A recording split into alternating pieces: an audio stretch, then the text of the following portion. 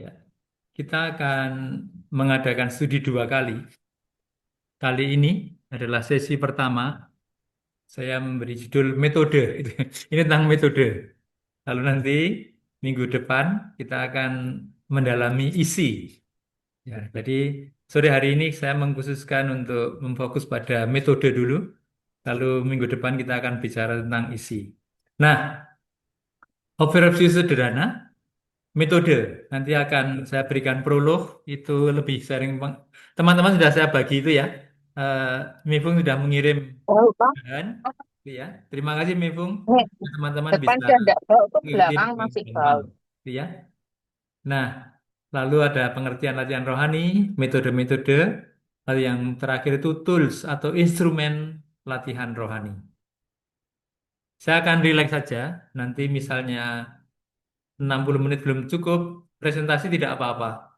Nanti kita bisa mendalami dalam pertanyaan-pertanyaan.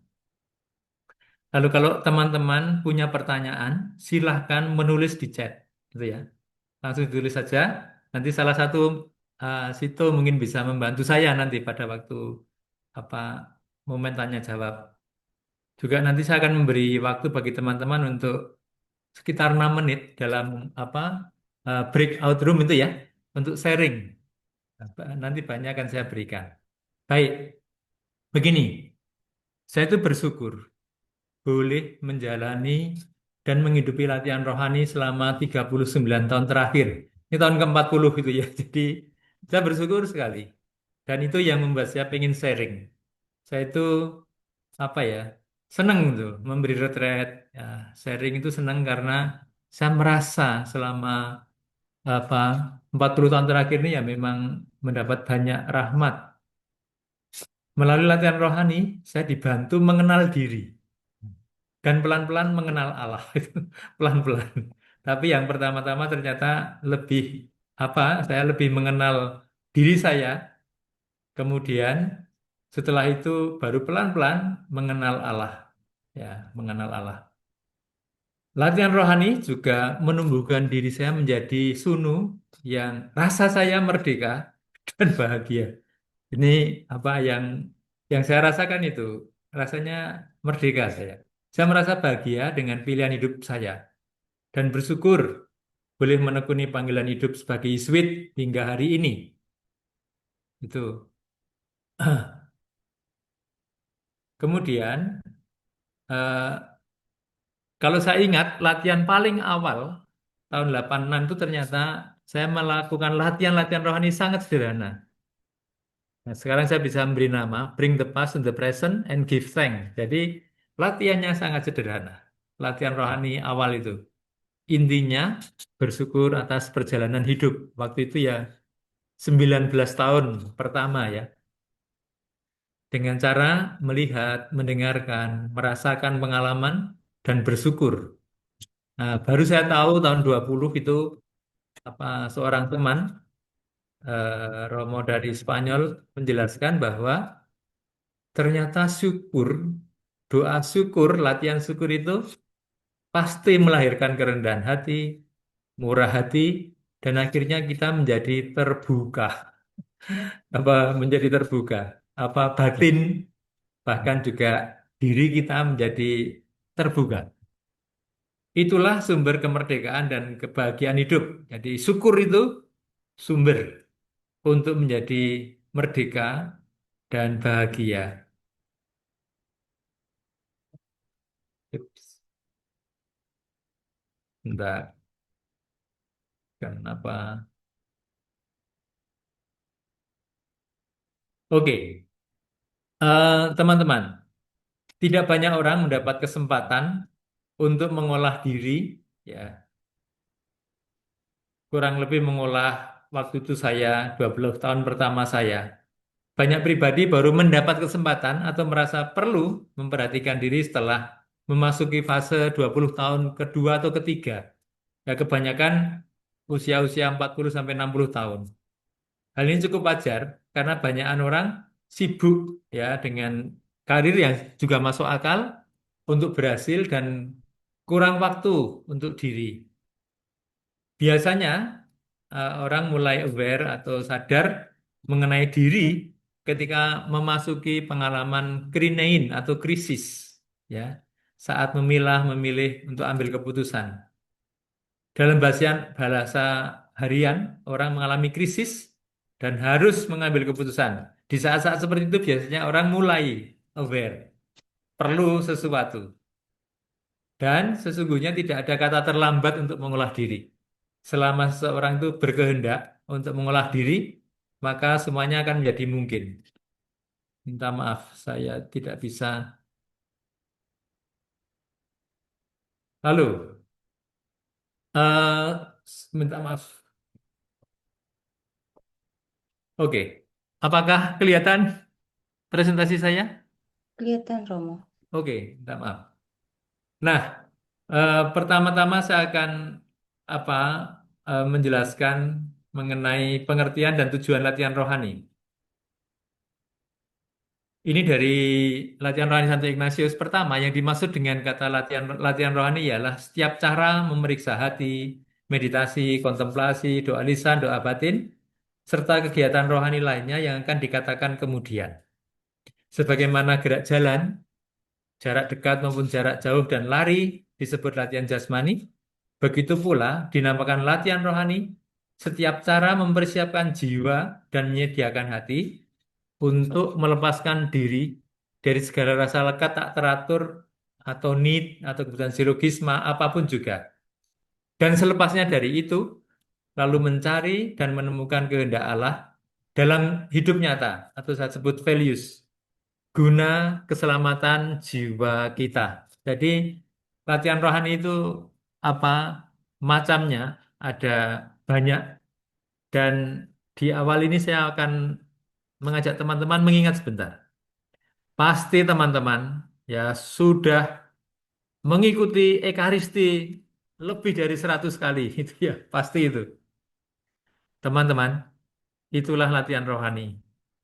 Ya, Ekaristi itu salah satu latihan rohani. Dan itu adalah latihan rohani yang sangat menggerakkan Ignatius sehingga nanti di penjelasan di bawah struktur latihan rohani 30 hari ya, latihan rohani 30 hari Ignatius itu strukturnya persis Ekaristi. Nah, di awal ini saya bisa mengangkat pertanyaan. Teman-teman, coba ingat sebentar. Ketika Anda mengikuti Ekaristi, bagian mana dari seluruh perayaan itu yang paling menyentuh, yang paling sering menyentuh Anda mana? Bagian awal, Tuhan kasihanilah kami, doa tobat, atau bagian mendengarkan sabda, homili, atau bagian Ekaristi, ya, konsekrasi, Ekaristi, penyambutan tubuh dan darah Kristus, atau bagian perutusan.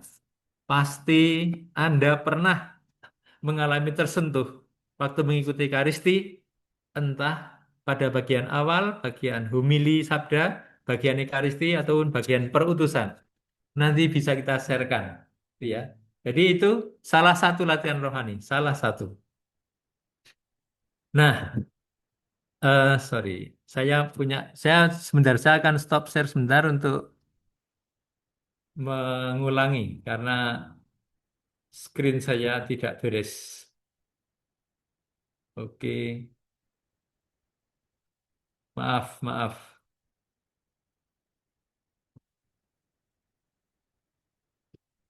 Oke, sekarang.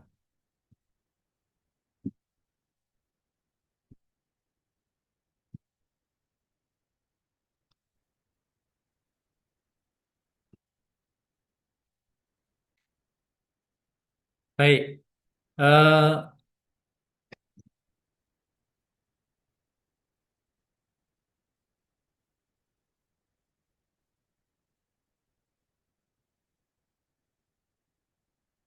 saya punya kesulitan karena screen saya. Oke, jadi saya mulai dengan latihan-latihan sederhana mengenai latihan rohani ini.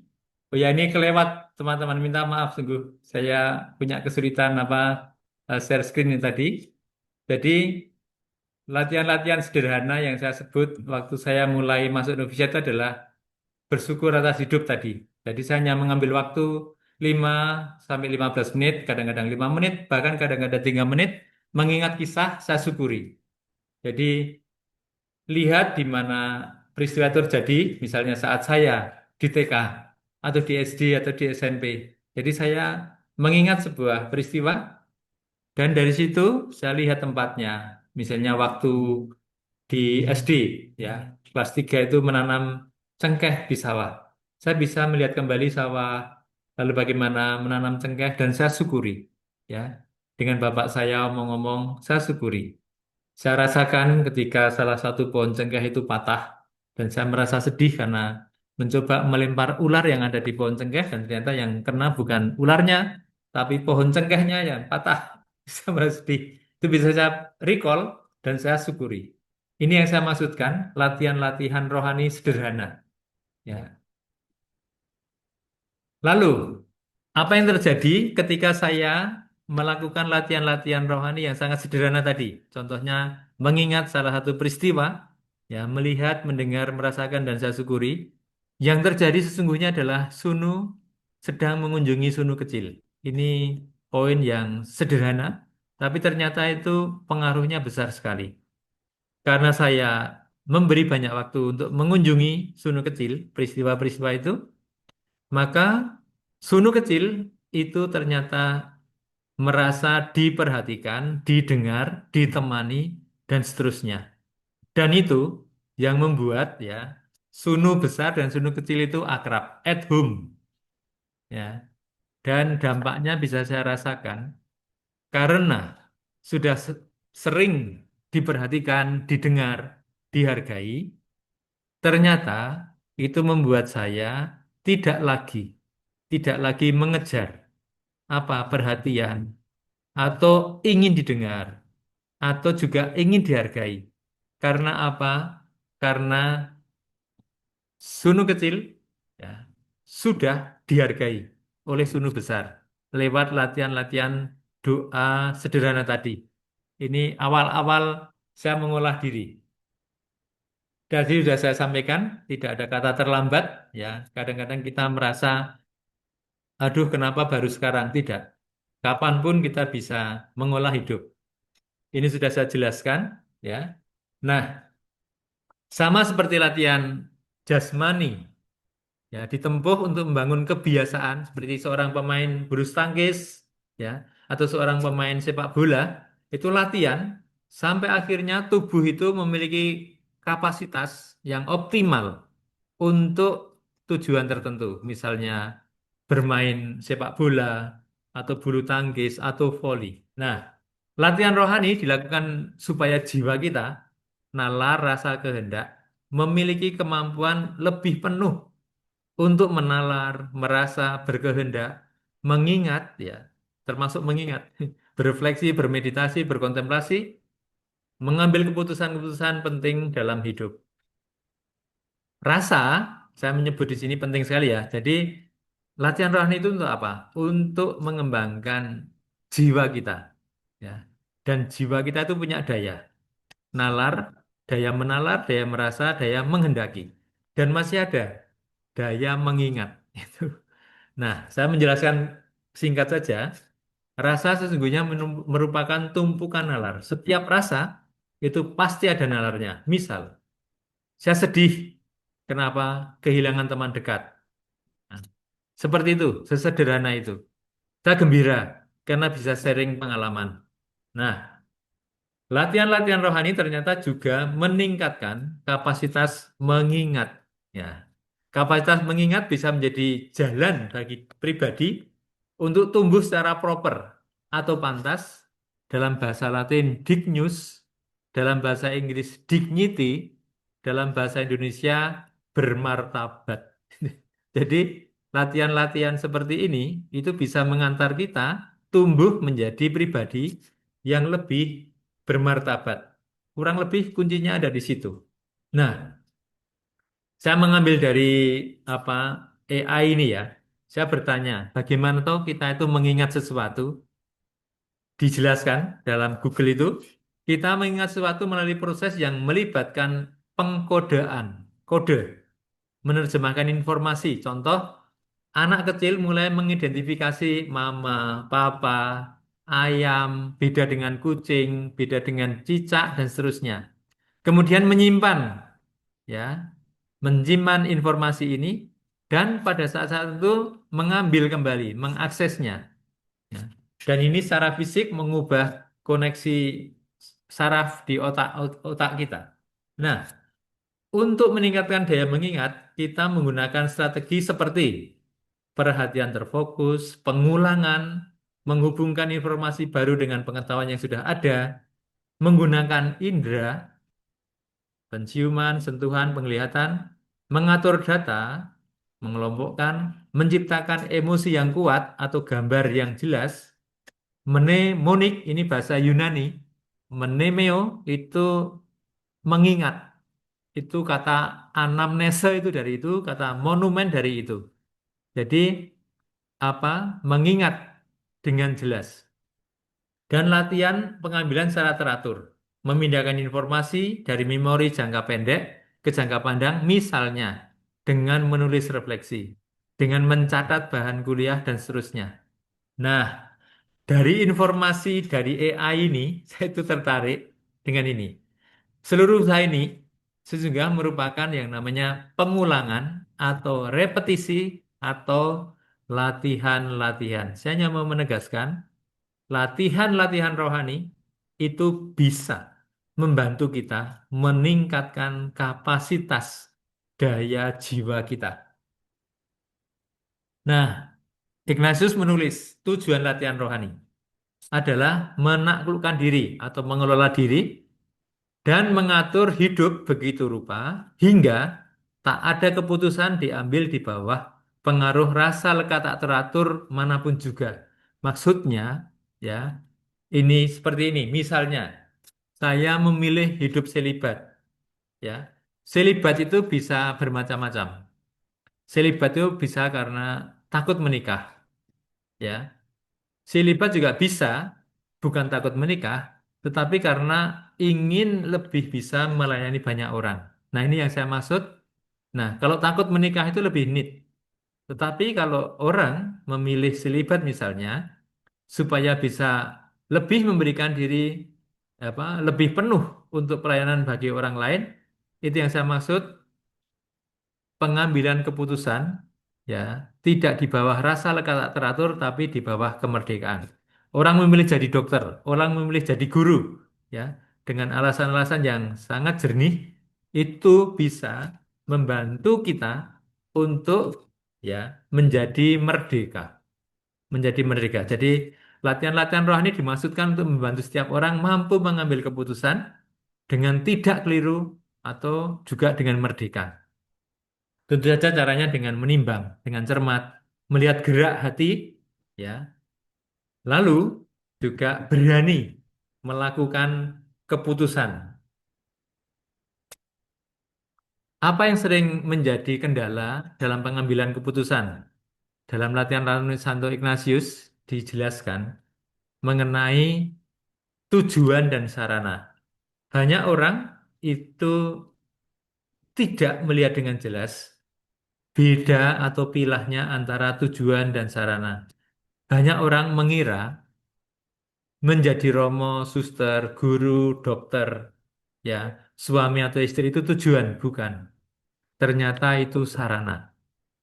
Tujuan, tujuan itu ternyata adalah keselamatan jiwa kita. Jadi tujuan itu hanya satu itu, yaitu apa? Jiwa kita selamat, kita hidup. Kita tujuan kita adalah supaya hidup kita, ya, ini terus menjadi hidup. Kita akan mati secara fisik, tapi akan terus hidup. Nah, ini yang disebut tujuan.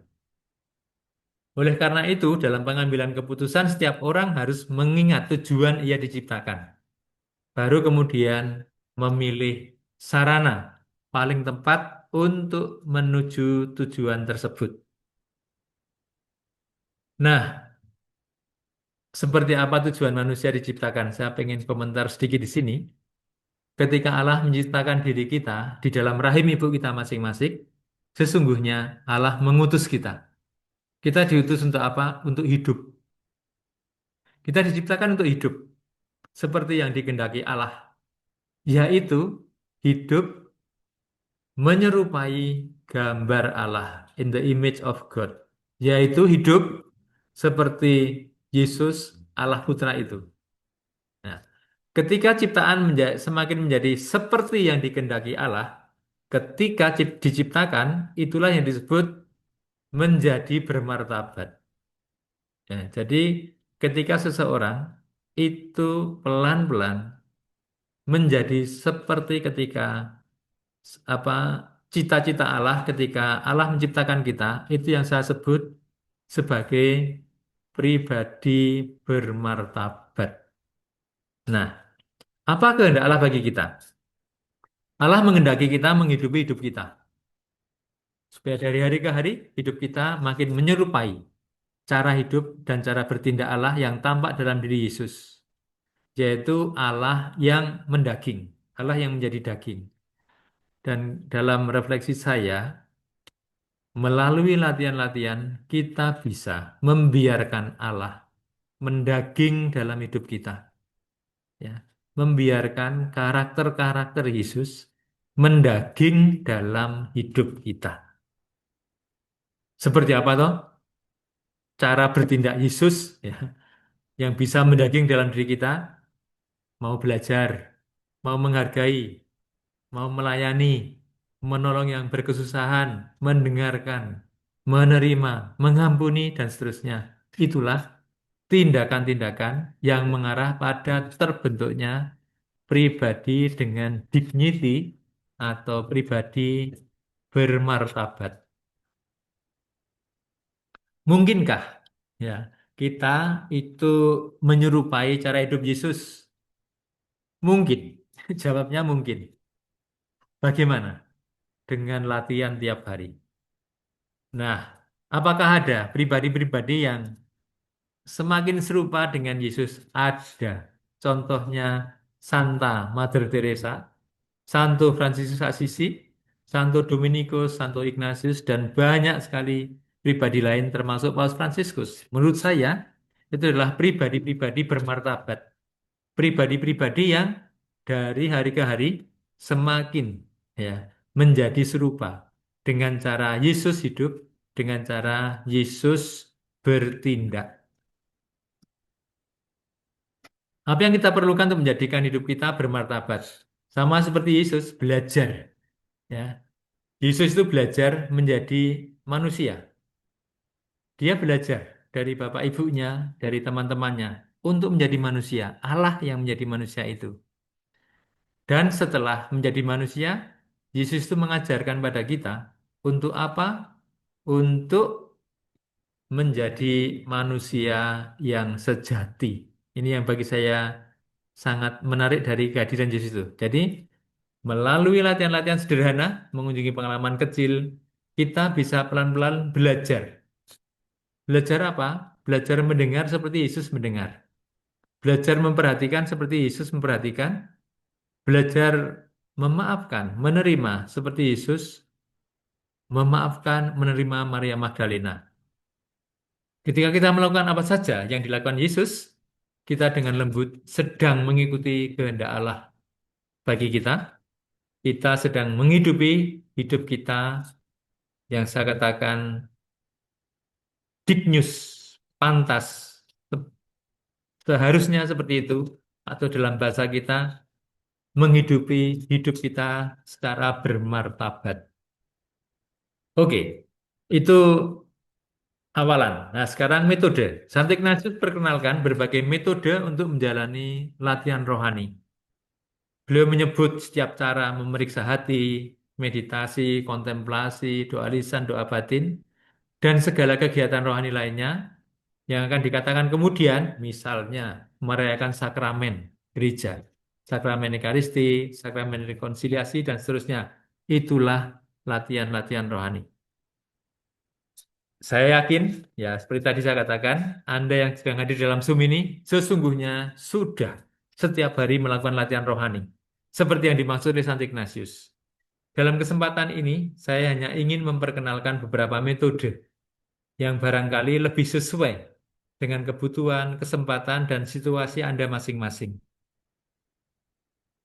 Yang pertama, ini metode harian, namanya penelitian batin, eksamen konsiensi. Banyak dari Anda yang sudah melakukan, saya hanya akan menunjukkan beberapa poin yang menurut saya penting. Ignatius menyarankan pada setiap orang untuk melakukan penelitian batin harian. Pada dasarnya, melalui latihan meneliti batin, kita diajak untuk melihat kembali bagaimana aku telah berjalan bersama Allah melalui aktivitas-aktivitas atau kegiatanku sehari ini. Misalnya, hari ini saya sudah melakukan kegiatan apa saja. Oh, saya mempersiapkan retret, mempersiapkan rumah retret untuk para retret yang datang hari ini, ya, mengecek semuanya, ya, dan seterusnya. Itu ya saya syukuri. Begitulah cara saya meneliti batin, melihat bagaimana saya sudah berjalan bersama Allah. Latihan ini biasanya dilakukan tengah hari atau malam hari, 5 sampai 15 menit, ya. Bisa juga di awal hari bahkan. Nah, dalam latihan ini kita periksa aktivitas kita. Perhatikan rasa perasaan yang muncul, kenapa, ya, ada nalar apa di balik rasa itu? Gembira, karena apa? Karena ada teman yang akan ada apa? Mendampingi para teman-teman apa menjadi pembimbing rohani. Ya, itu yang membuat saya gembira hari ini. Selanjutnya perhatikan, kapan saya mengikuti ajakan Roh Allah? Nah, seperti tadi itu, sharing dengan teman, mendengarkan teman itu dari Allah. Kapan saya tertipu mengikuti tipuan atau jebakan roh jahat? Misalnya waktu saya tidak sabar, ya, waktu saya tidak percaya pada teman-teman saya, itu saya tertipu mengikuti jebakan roh jahat. Yang pertama kita syukuri, yang terakhir jebakan roh jahat kita sesali. Prinsipnya seperti itu. Nah, ini cara eksamen, ambil waktu hening, mohon supaya seluruh nalar rasa kehendakku, aktivitasku, ya, ke depan dituntun demi kemuliaan Allah yang Maha Agung. Ini cara Ignatius mohon di sebelum sembahyang atau sebelum melakukan latihan rohani. Kemudian mengikat pengalaman hidup selama sehari ini, mensyukuri pengalaman, menyesali ya ketika saya jatuh dalam tipuan atau jebakan roh jahat, mohon rahmat untuk bisa melanjutkan pengalaman bersama Allah dan memperbaiki pengalaman yang keliru. Membangun kehendak, selanjutnya tutup dengan Bapa kami atau kemuliaan. Ini contoh latihan rohani sederhana penelitian batin yang bisa kita lakukan setiap hari. Kekuatannya, melalui eksamen, ya, kita diajak untuk belajar memilah-milah gerak roh. Melalui latihan ini, setiap pribadi diajak untuk bersyukur atas pengalaman berjalan bersama Allah, mengkoreksi kekeliruan-kekeliruan atau saat-saat kita tertipu oleh roh jahat. Ya. Tantangannya ini, ya, latihan-latihan yang harian seperti ini bisa membuat kita rutin atau bosan. Maka kita perlu kreatif, kreatif menemukan cara bagaimana, misalnya ya, saya saat ini lebih suka melakukan eksamen pada pagi hari. Begitu bangun saya melihat hari kemarin apa saja yang mau saya syukuri, gitu ya. Itu cara saya yang saya lakukan saat ini. Rutinitas itu tidak buruk karena itu pasti akan menyelamatkan kita yang lemah. Ya, beberapa orang melakukan eksamen justru pada pagi hari untuk melihat perjalanan sehari kemarin seperti apa, mana yang disyukuri dan mana yang perlu dikoreksi. Itu yang pertama, latihan paling sederhana. Yang kedua, kontemplasi, meditasi, Lexio Divina. Ya. Latihan kontemplasi, meditasi Lexio Divina terutama ditujukan untuk semakin mengenal Allah, mencintai dan mengikuti kehendaknya dengan lebih kuat. Lexio Divina atau bacaan ilahi merupakan doa sederhana. Ya. Orang diundang untuk mendengarkan sabda, lalu mulai merenungkan entah satu kata, entah satu kalimat, entah satu frase. Meditasi itu adalah metode doa dengan cara menimbang atau merenungkan terus-menerus. Ya. diskursif untuk apa ya, semacam mendapatkan pencerahan atau penerangan atau pemahaman yang lebih dalam. Kontemplasi dilakukan dengan cara hadir, melihat, mendengarkan, merasakan suatu kisah, ya, kejadian atau peristiwa. Bisa kisah hidup, bisa kisah dalam perikop-perikop kitab suci. Kita mulai dengan yang pertama, Lexio Divina.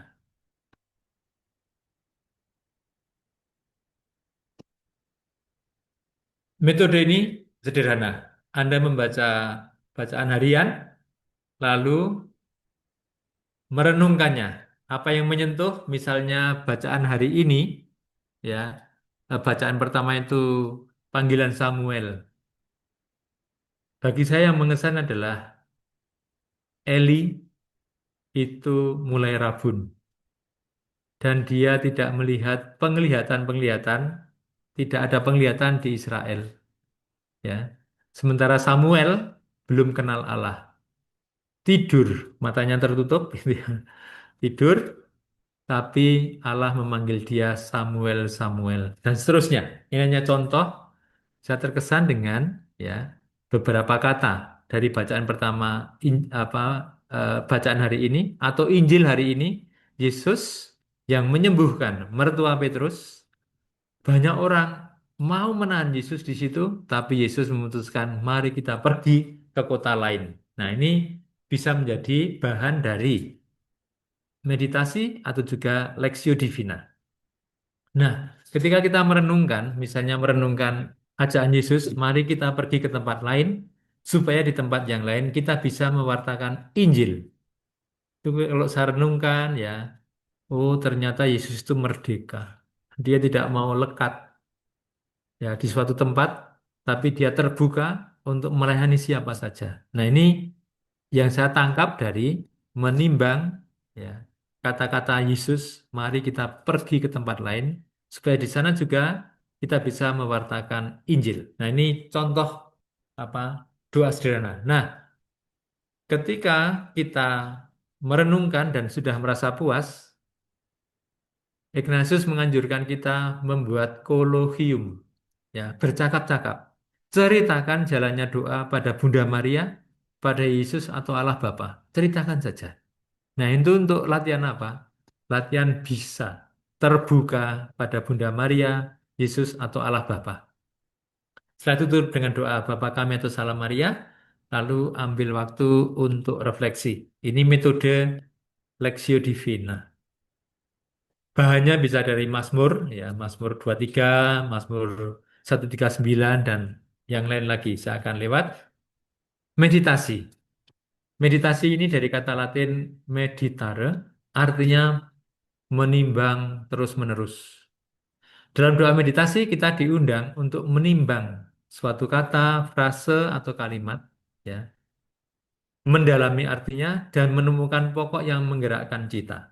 Contoh, misalnya, berbahagialah orang yang murah hati karena mereka akan memperoleh kemurahan atau beroleh kemurahan. Nah, saya bisa merenungkan perikop ini, ayat ini. Lalu saya ingat, iya ya, saya ingat Eyang Putri saya, Mbah Putri. Orangnya sangat murah hati. Dan ternyata, ya, selama hidupnya beliau itu selalu mendapat banyak kemurahan. Beliau banyak memperhatikan tetangga, ya.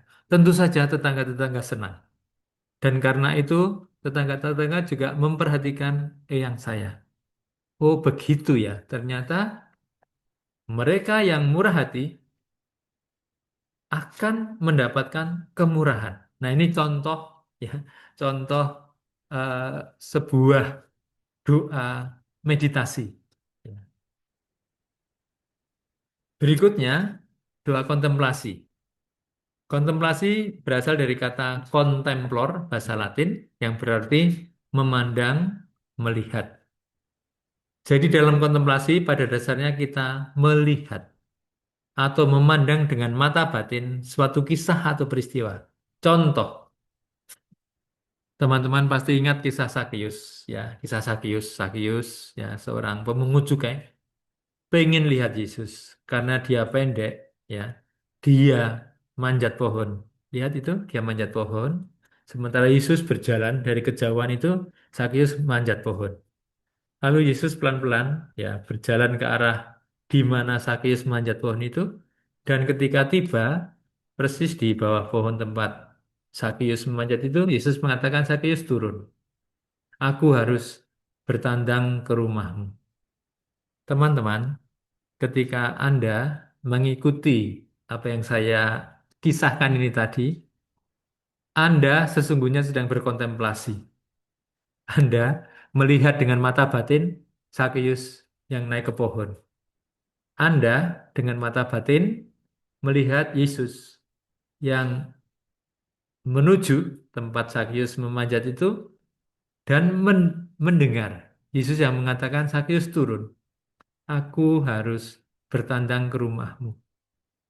Nah, ini tadi juga teman-teman bisa mendengar dengan telinga batin, ya, mendengarkan Yesus yang menyapa Sakeus.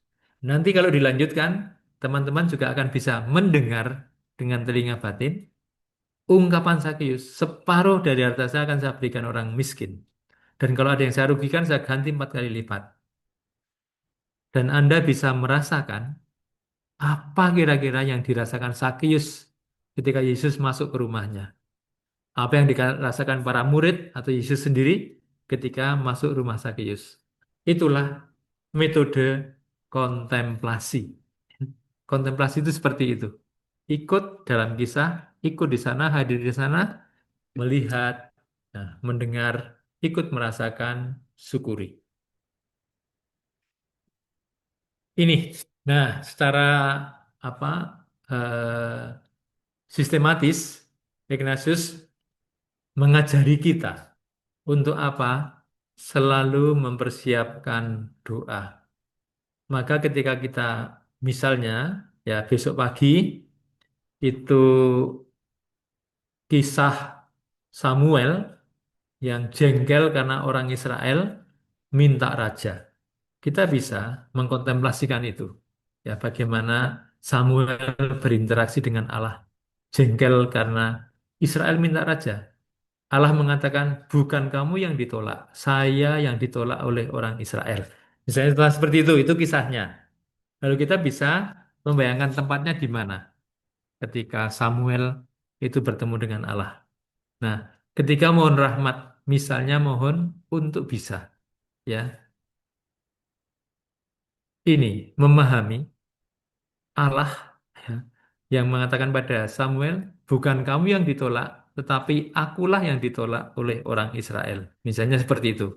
Ya, mohon rahmat pemahaman mendalam mengenai Allah yang sesungguhnya mencintai tetapi ditolak oleh orang-orang Israel. Atau di sini, ya, dalam kisah Sakius tadi, mohon untuk belajar cara Yesus menyapa Sakius. Atau bisa juga mohon merasakan kegembiraan Sakius karena dikunjungi oleh Yesus di rumahnya. Ini persiapannya. Lalu doa.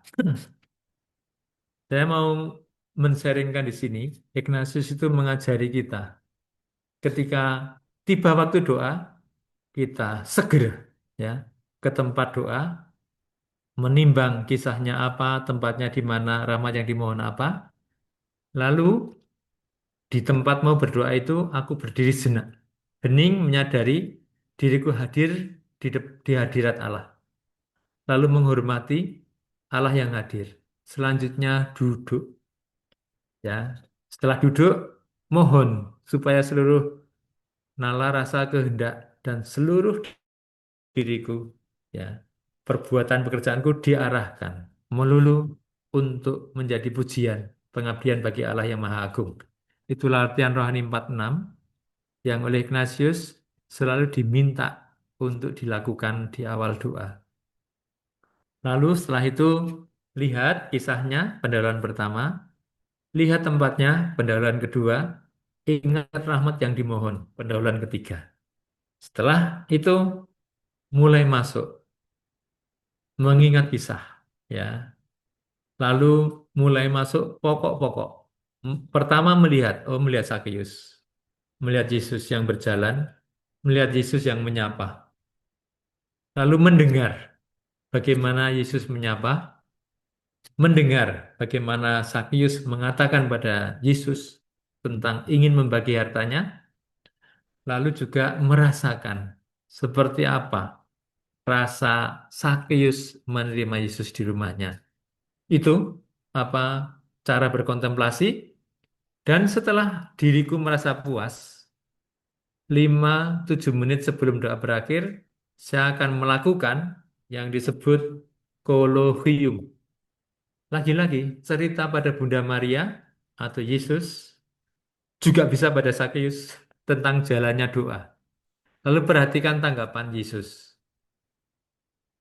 Ya, ketika saya bercerita tentang pengalaman mendoakan apa kisah Sakeus, ya, saya bersyukur boleh ya, boleh mendengar kemurahan hati Sakeus, ya, pertobatan Sakeus yang sederhana, ingin membagikan hartanya, separuh dari hartanya, pasti banyak sekali. Dan saya di situ tergerak untuk apa? Untuk belajar berani, murah hati seperti Sakeus. Nah, di Bunda Maria atau Yesus, ketika mendengar ya, saya ingin belajar dari Sakeus untuk murah hati. Perhatikan Bunda Maria. Barangkali Bunda Maria hanya mengangguk. Barangkali Yesus menepuk pundak saya, baik, latihlah. Misalnya seperti itu. Itu poin dari kolohium atau menceritakan pengalaman doa. Setelah itu doa ditutup dan mulailah dengan menuliskan refleksi. Gitu. Pokok latihan rohani adalah doa. Kuncinya adalah refleksi. Ya. Setelah doa berlangsung, kita Ignatius menganjurkan ambil waktu 10-15 menit untuk melihat bagaimana jalannya doa. Terasa cepat atau berat. Lalu ya, ada buah-buah apa saja yang Anda rasakan, Anda temukan, tuliskan. Nah, ini di sini saya menunjukkan cara cara saya menulis refleksi doa. Ada 3 bagian. Bagian tengah itu adalah jalannya doa, kisahnya. Bagian kanan itu rasa yang muncul atau kehendak yang muncul. Bagian kiri lanturan. Nah, silakan aja nanti teman-teman melihat sendiri ya. Jadi ini cara untuk bersyukur atas doa, yaitu dengan cara apa? Menuliskan refleksi doa. Mengapa ditulis? Alasannya sederhana, sekali ditulis tetap tertulis. Dan itu bisa Anda lihat kembali suatu saat kalau Anda pengen melihat perjalanan doa Anda, ya, beberapa pengalaman yang mengesan, bisa Anda kunjungi lagi. Kalau tidak, lupa. Itu saja. Itu tadi tentang latihan rohani, doa, kontemplasi, meditasi, Lexio Divina. Sekarang, perayaan Sakramen Ekaristi. Ini juga latihan rohani. Perayaan Ekaristi bagi Ignatius juga merupakan salah satu latihan rohani yang sangat penting. Ignatius sangat mencintai Ekaristi, bahkan struktur latihan rohani 30 hari mengambil kerangka perayaan Ekaristi. Ternyata, ya, jadi latihan rohani 30 hari itu ada 4 minggu. Minggu pertama, minggu kedua, minggu ketiga, minggu keempat. Yang adalah tahap bukan 7 hari, tapi tahap pertama bisa 5 hari, bisa 8 hari. Tahap kedua bisa 5 hari, bisa 7 hari. Tahap ketiga bisa 6 hari, bisa 9 hari, bisa 4 hari, dan seterusnya. Nah, yang menarik apa? Yang menarik, setelah saya menjalani latihan rohani, ternyata minggu pertama itu sangat mirip ya dengan Ekaristi perayaan Tobat. Menemukan kerahiman Allah dalam kerapuhan manusia. Teman-teman, tadi di awal saya bertanya, teman-teman, ketika Anda Ekaristi, bagian mana yang paling menyentuh bagi Anda? Bagian Tobat, bagian mendengarkan sabda, bagian Ekaristi, ya, atau bagian perutusan? Nah, Minggu kedua itu adalah mengikuti Kristus Allah yang menjelma dengan lebih dekat, ya, untuk lebih mencintai Dia. Itu ternyata paralel dengan yang namanya perayaan Sabda. Ya, bacaan kitab suci, homili. Minggu ketiga itu adalah mengikuti jalan salib Kristus. Ya, begitu itu ikut jalan salib Kristus itu adalah Ekaristi. Dari perjamuan malam Getsemani, ya, jalan salib Golgota sampai makam. Itu minggu ketiga. Minggu keempat latihan rohani adalah merayakan kebangkitan Tuhan. Itu adalah perutusan. Nah, teman-teman, Anda ya sudah melakukan latihan rohani berulang kali. Maka apa? Syukuri. Syukuri momen-momen ketika Ekaristi Anda tersentuh oleh peristiwa. Misalnya teman-teman, saya pernah sangat tersentuh memimpin Ekaristi. Ya, ketika apa? Ketika Kamis Putih di Gereja Danan, saya memimpin di sana dalam bahasa Jawa, mereka menyanyi lagu pembukaan dalam bahasa Indonesia, dalam bahasa Jawa dulu. Kepiye anggonku arep males, katresnan kang tanpa wates. Bagaimana saya harus membalas kasih yang tanpa batas. Saya menangis karena apa? Indah sekali, indah sekali. Ya, apa itu? Bagaimana saya bisa membalas? Ya, kasih tanpa batas. Kepiye anggonku arep males, katresnan kang tanpa batas. Jadi itu sangat menyentuh bagi saya. Itu apa itu? Itu ada pengalaman dikasihi, ya. Ada pengalaman Allah yang memberikan kasihnya sepenuh-penuhnya Ekaristi, ya. Dan saya sendiri ingin, ingin, ya, ingin untuk belajar dari Yesus. Bagaimana, ya, mengasihi yang tanpa batas itu. Ini hanya contoh. Anda pasti pernah tersentuh dalam Ekaristi. Maka ingat, syukuri itu. Oleh karena itu, ketika kita merayakan Ekaristi, kita bisa menghidupi sebagai latihan rohani. Ya, bagi Ignatius dan Serikat Yesus, Ekaristi merupakan jantung. Hidup serikat adalah Ekaristi. Eu terindah karin anugerah. Anugerah terindah. Dalam Ekaristi, Allah sedang menepati janjinya, yaitu aku engkau sampai akhir zaman. Dalam setiap Ekaristi, Allah sedang menepati janjinya, menyertai kita sampai akhir zaman. Juga Ekaristi yang bukan di altar, Ekaristi yang di meja kerja, ya, di rumah sakit, di sekolah, di dapur, di dapur para ibu itu juga ada Ekaristi.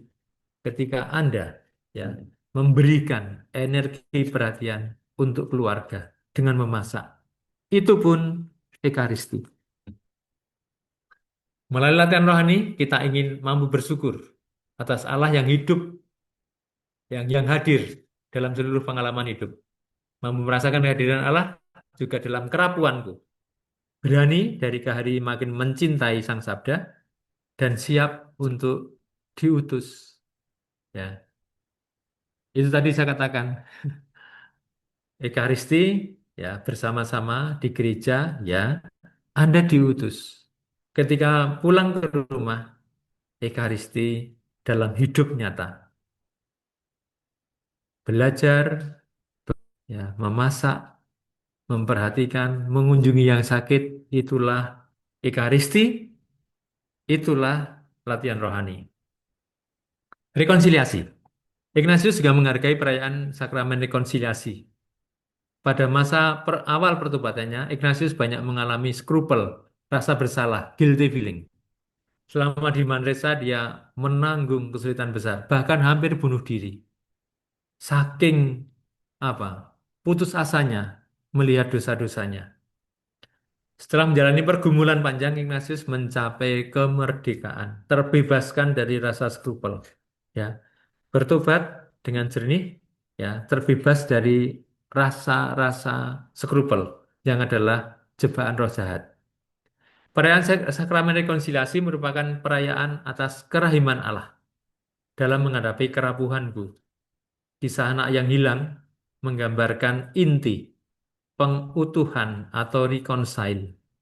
Anak bungsu bertekad untuk menjadi budak, tapi bapaknya dari kejauhan sudah melihat dan langsung berteriak pada pembantu-pembantunya, siapkan pakaian, siapkan ini itu, masak itu apa yang sembelih itu sapi yang paling gemuk dan seterusnya. Rekonsili tidak lain adalah merayakan the merciful Father, Allah yang begitu murah hati kepada kita, penuh belas kasih, ya. The merciful God yang selalu mencintai kerapuan kita, anak-anaknya. Maka sakramen rekonsiliasi, sakramen tobat itu adalah juga latihan rohani yang luar biasa. Itu tadi mengenai metode. Ya, jadi metodenya ada penelitian batin, doa, perayaan-perayaan sakramen. Sekarang poin terakhir, 5 menit ya. Tools atau instrumen untuk menjalani latihan rohani. Pertama-tama, ya, catatan pendolan ketiga. Pada semua latihan-latihan rohani, ini dari Ignatius ya, kita mendayagunakan kemampuan bernalar untuk berpikir, kemampuan berkehendak untuk mencintai. Lihat, di sini saya tertarik dengan kata apa? Nalar dan kehendak. Nah, lalu ada lagi dalam pembedaan-pembedaan roh, ini latihan untuk membedakan berbagai macam roh. Roh baik, roh Allah, atau roh jahat. Ya, yang sering menipu kita setiap hari. Dikatakan, pembedaan-pembedaan roh-roh satu diberikan supaya dapat merasa dan mengenal gerak yang timbul dalam jiwa. Yang baik, ya dari roh baik, diterima. Yang buruk, yang dari roh buruk dibuang. Itu ya. Jadi ini dalam pembedaan roh. Pedoman pembedaan roh kedua diberikan untuk lebih lanjut memahami gerak batin yang timbul dalam jiwa. Pedoman ini diberikan untuk dapat lebih jauh membedakan roh-roh. Jadi di sini saya hanya mau menegaskan instrumen latihan rohani yang dari dalam diri kita adalah daya jiwa kita, daya menalar, daya mengingat, daya merasa, daya berkehendak. Ini yang menjadi instrumen untuk bisa menjalani latihan-latihan rohani. Nah, kemudian juga pentingnya berlatih dengan ya eh, tekun lalu memetik buah dari setiap melalui refleksi. Ada petunjuk yang disampaikan dalam latihan rohani, petunjuk tambahan satu. Sesudah terbaring pada saat sebelum aku tertidur, selama satu doa salam Maria, lihat ini satu doa salam Maria, memikirkan pukul berapa aku harus bangun dan untuk apa aku bangun, serta meringkas latihan yang kulakukan. Kisahnya apa, tempatnya di mana, rahmat yang dimohon apa. Dalam satu doa salam Maria. Menarik sekali. Yang kedua, petunjuk tambahan dua. Bila bangun, setelah bangun, tanpa memberi tempat pada pikiran ini itu, segera kuarahkan perhatian kepada perkara yang akan ku kontemplasikan. Ini petunjuk ya, instrumen untuk bisa sembahyang dengan baik. Petunjuk tiga, satu atau dua langkah di depan tempatku berkontemplasi atau bermeditasi, aku berdiri selama satu doa Bapa kami, jiwaku arahkan ke atas, menimbang bagaimana Allah Tuhan kita melihat aku, dan seterusnya. Dan membuat laku penghormatan dan perendahan diri. Ini apa sadar hadir di hadirat Allah dan menghormati kehadiran Allah. Sorry. Petunjuk tambahan 4. Mulai kontemplasi baik dengan berlutut atau menelungkup di tanah atau menengadah atau duduk atau berdiri dengan selalu berusaha mencari apa yang ku kehendaki. Nah, oleh karena itu hendaknya diperhatikan. Bila aku memperoleh, misalnya mohon penerangan atau mohon bisa merasakan kegembiraan Sakyus ya. Kalau aku memperoleh yang kumohon, misalnya rasa sesal, rasa syukur, dalam berlutut, aku akan tetap berlutut. Bila dalam menelungkup, aku tetap menelungkup. Bila dalam berjalan, saya akan tetap berjalan. Ini metodenya. Pada pokok-pokok, poin-poin di mana aku memperoleh apa yang kukehendaki, aku akan tinggal tenang, tanpa gelisah, ingin melanjutkan lebih jauh lagi, sampai aku merasa puas. Ini metodenya, ini instrumennya, yaitu apa? Kalau saya tersentuh oleh Sakeus yang murah hati, tinggal di situ. Ya, lihat, dengar, rasakan. Lagi, lihat, dengar, rasakan. Lagi, lihat, dengar, rasakan, syukuri. Begitu caranya. Jadi, bukan banyaknya, tetapi dalamnya. Petunjuk tambahan 5. Pentingnya refleksi. Setiap kali latihan selesai, selama seperempat jam, entah dengan duduk atau sambil berjalan-jalan, aku akan memeriksa bagaimana berlangsungnya kontemplasi atau meditasi tadi. Tadi yang saya sebut di depan. Kalau buruk, akan kuperiksa sebab-sebabnya, mengapa begitu. Dan setelah kudapat, akan menyesalinya untuk selanjutnya memperbaiki diri. Lihat di sini. Jikalau baik, aku akan berterima kasih pada Allah Tuhan kita, dan lain kali akan kulakukan begitu juga. Itu refleksi. Jadi refleksi itu untuk melihat doa. Kalau buruk ku perbaiki, kalau baik aku berterima kasih, dan akan kuulangi begitu lagi. Petunjuk tambahan 10. Laku tapa. Terbagi atas laku tapa lahir dan batin. Ini untuk membantu latihan. Laku tapa batin misalnya kesusahan atas dosa. Niat teguh tidak melakukan lagi. Laku tapa lahir misalkan mengurangi tidur, ya, asal tidak merusak tenaga dan tidak mengakibatkan sakit berat. Ini adalah instrumen yang membantu kita bisa menjalani latihan rohani. Namanya mati raga. Nah, teman-teman, hari Senin itu ada artikel menarik dari Kompas. Melamunlah untuk menemukan solusi masalah. Saya membacanya ya dengan Romo Budigo. Saya senang ini membaca tulisan ini. Teman-teman, sesungguhnya tulisan ini ya sangat mirip dengan yang namanya latihan-latihan kontemplasi. Yaitu apa? Melalui kontemplasi kita akan terlatih berimajinasi. Di sini bunyinya melamun. Tapi sungguhnya ini adalah imagine. Ya, menarik. Silakan aja nanti dibaca ya. Karena apa? Ternyata ya dengan melamun, dengan imagine, dengan memanggil pengalaman, memaknai atau menimbang sesuatu pelan-pelan, ternyata banyak orang justru bisa menyelesaikan masalah atau tantangan. Baik teman-teman, ini yang yang bisa share untuk kesempatan ini. Nah, sekarang selama kurang lebih 6 ya, teman-teman akan masuk dalam breakout room, lalu silahkan berbagi dengan teman apa dari yang saya sampaikan ini yang menurut Anda paling penting atau bisa saya lakukan. Itu ya. Itu dulu yang pertama. Yang kedua, pertanyaan apa yang akan Anda sampaikan ya dari seluruh pemaparan yang saya berikan pada malam hari ini. Jadi ada dua, mana yang Anda tangkap sebagai yang paling penting bagi saya, relevan untuk saya, pertanyaan apa yang barangkali akan Anda angkat. Itu saja, teman-teman. Nah, sekarang saya minta tolong eh,